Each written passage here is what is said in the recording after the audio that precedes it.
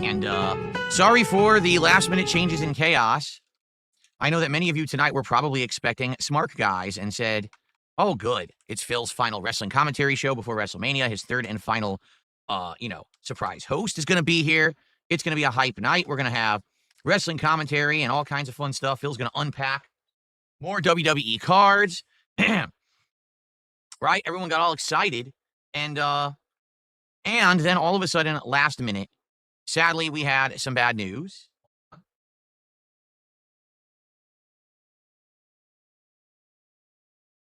See if I can find the correct font here.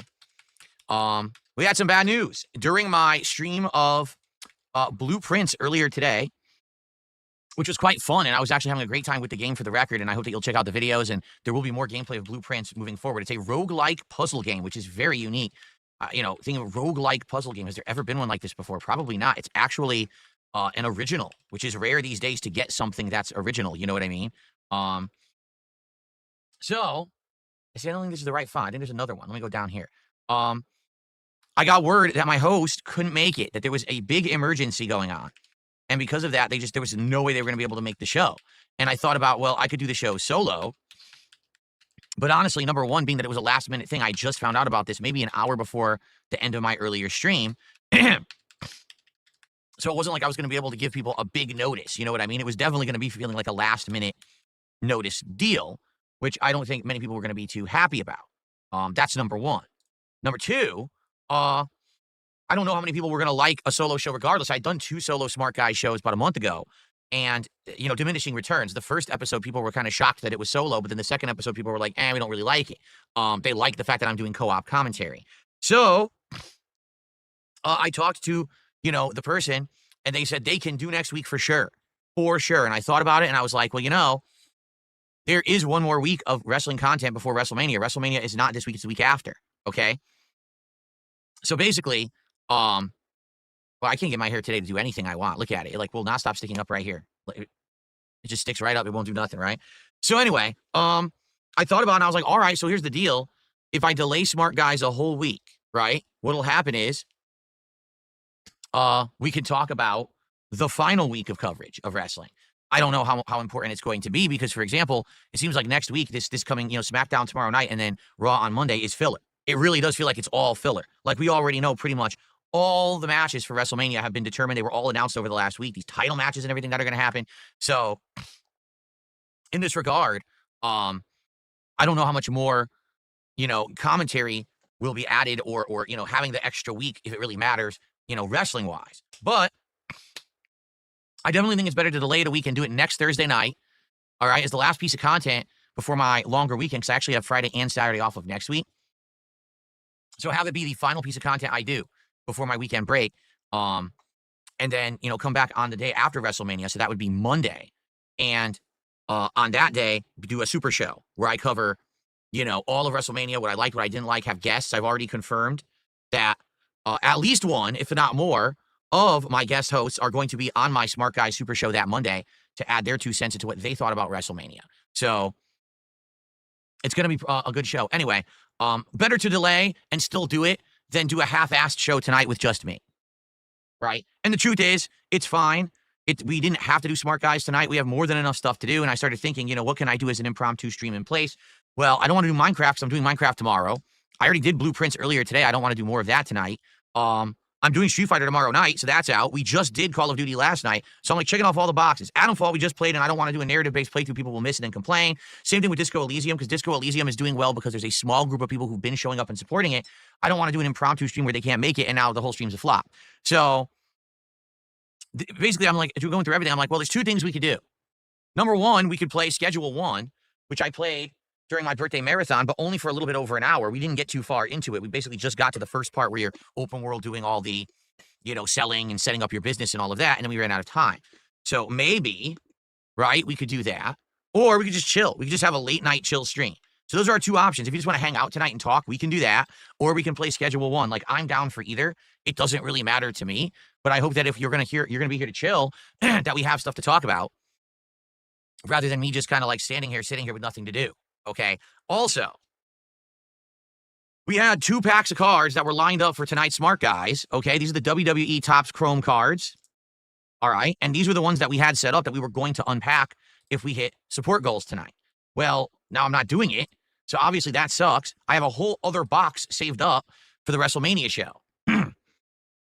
So, in that regard, tonight, if we hit some goals of support, we'll do live unboxings of Topps Chrome cards regardless. Even though it's not really related to the content we're doing tonight, I'd still do it.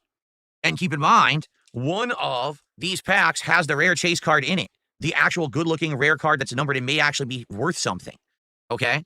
So, let's see. If we raise $100 tonight of support, I will open up one of the packs live. If we raise $200, I'll open the second pack. All right? Now, am I expecting that to happen? No.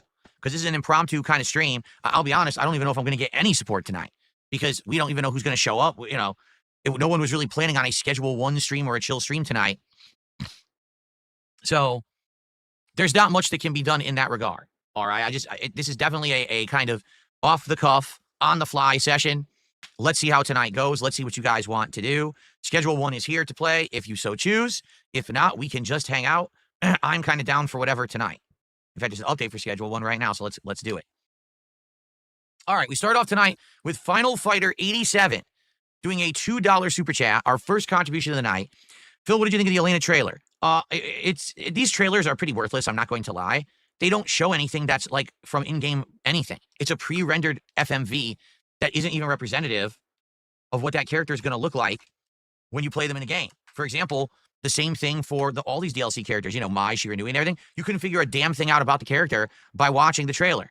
So I did briefly watch the trailer on social media, and I was like, okay, it's Elena. You can't really tell much about her moveset. You can't tell about how she's going to play. You can't even tell if she's like tall, because in Third Strike, she's kind of a tall character. So will she be a taller character, like kind of like Minot, or will she be shorter? You can't tell anything. It's just the stupid, the NPC arcade mode character standing next to her, which doesn't mean anything, and then her doing some dancing moves and stuff, and that's it. So it's worthless. I mean, them announcing that she's the next character, we already knew that. They did say the date, and the date is laughably stupid. Are you ready for this?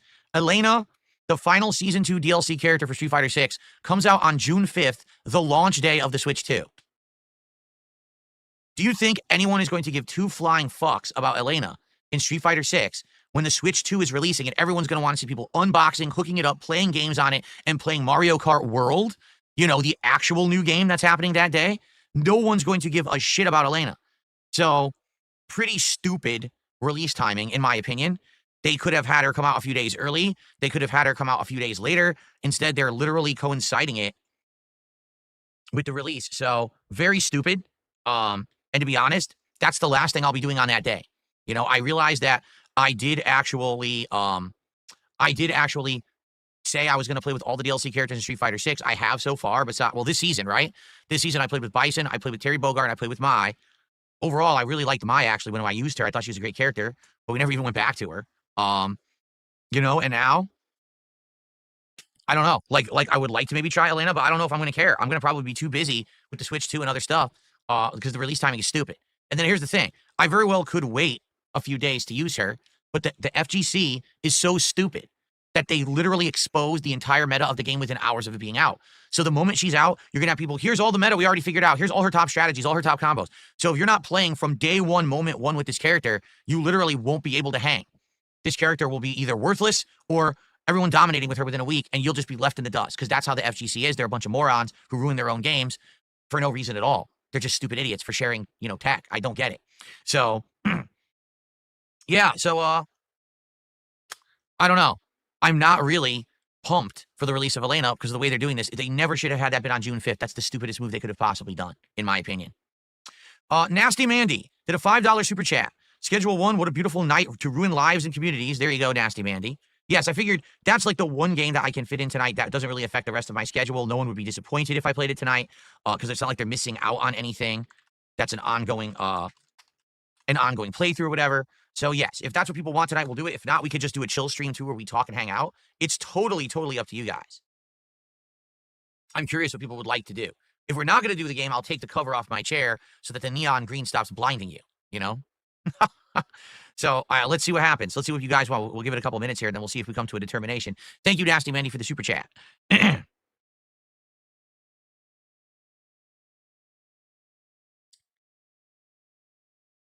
Okay.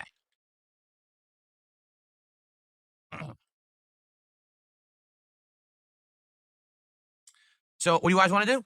What would you guys like to do tonight? Let me put it this way. So you have stuff to talk about?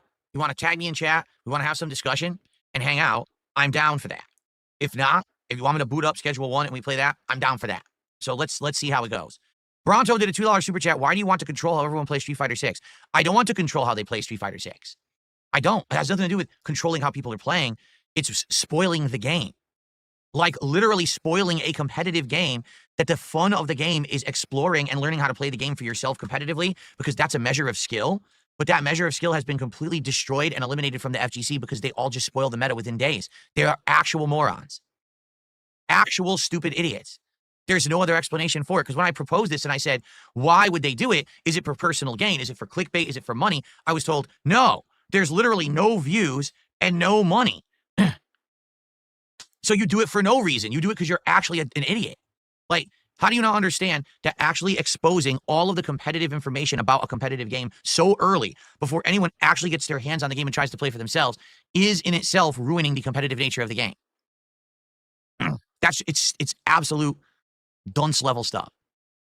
So, again, back in the day, fighting games were so much more fun because when you went to play a fighting game, everyone was learning stuff at their own pace, at their own level of skill. And like I said, it would take months to years for the full meta to be fleshed out. Now a new character comes out in Street Fighter 6 or Tekken. Within 2 weeks, the whole meta of the game is, oh, here it is. This character's top tier. Just use them. Oh, this character actually sucks. Don't use them. There's no exploration. There's no uniqueness between the way people play anymore. It's all been dumbed down to the point where everyone just copies each other. And that's why these games are so fucking boring.